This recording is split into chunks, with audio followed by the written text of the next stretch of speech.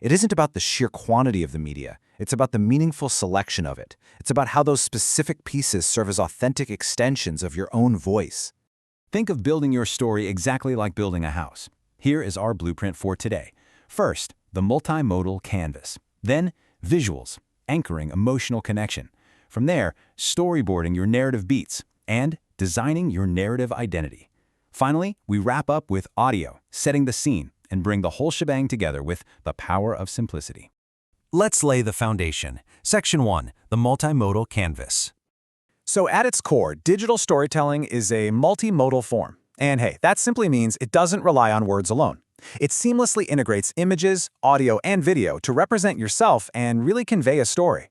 When you're telling a personal story, every single photo, drawing, or sound effect you choose, it's not just a prop. No, it is an authentic extension of your personal identity.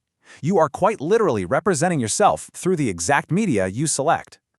Moving on to Layer 2, Section 2, Visuals, Anchoring Emotional Connection.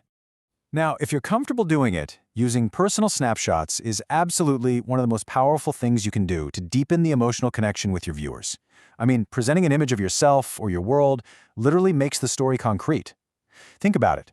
If you just describe being happy at a family reunion, the audience understands it intellectually, sure. But if they see a genuine, tearful smile on your face in a photo from that exact reunion, wow, they will feel that joy so much more strongly. Childhood photos, pictures of specific locations, they literally anchor your audience right there in the moment with you. We also need to consider the difference between literal and metaphorical visuals. Literal visuals are, well, exactly what they sound like. It's a photo of a personal journal, a bicycle, or a family heirloom that's symbolically important to your story. But metaphorical visuals, they can be just as impactful. Like, if your narrative is about overcoming anxiety, you don't necessarily need a literal picture of yourself looking totally stressed out. A video clip of a dark storm clearing into a bright sunny sky perfectly represents that emotional calm returning.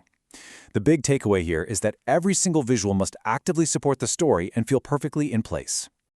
Let's look at Layer 3, Section 3, Storyboarding Your Narrative Beats. Listen, you cannot just drag and drop a bunch of photos into a timeline and cross your fingers hoping for the best. To make sure everything aligns with our blueprint, you need to outline a storyboard to align specific images with each beat of your script. It's a progression. Step 1 is always writing your script. Just get the words down first. Step 2 is identifying the story beats within that script. The specific moments, the pauses, the emotional shifts. And finally, Step 3 is matching your image or footage to those exact beats. Every single visual must actively support what's happening in the script at that precise second.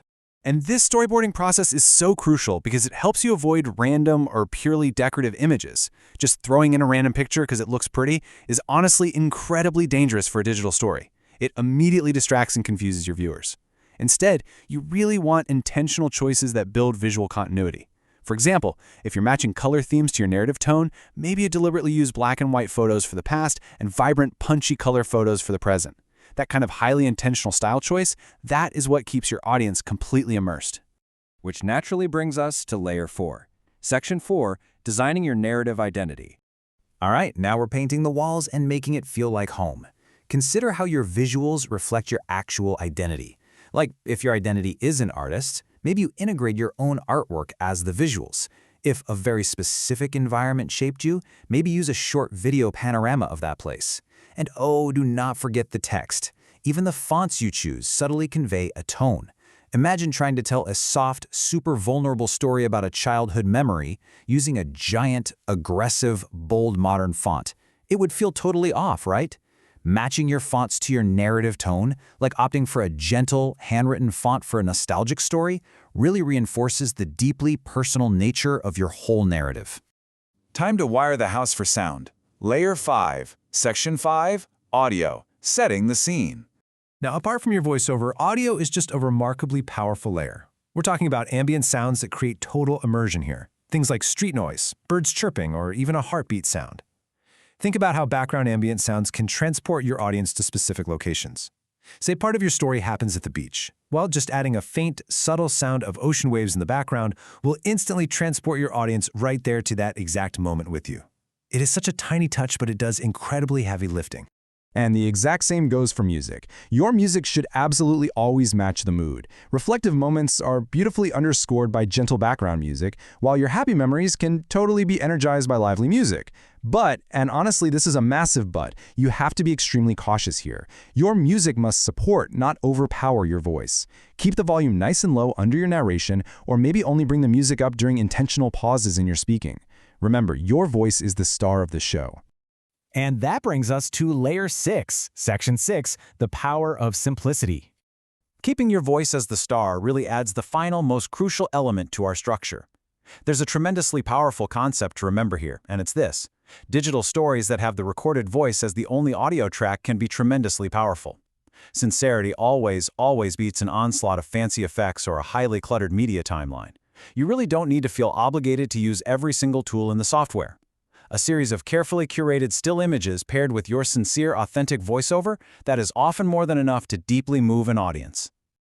So to maintain that sincerity, rely on a few technical guidelines. First, please resist the urge to use jarring, flashy animations. Let's just skip the star wipes, okay?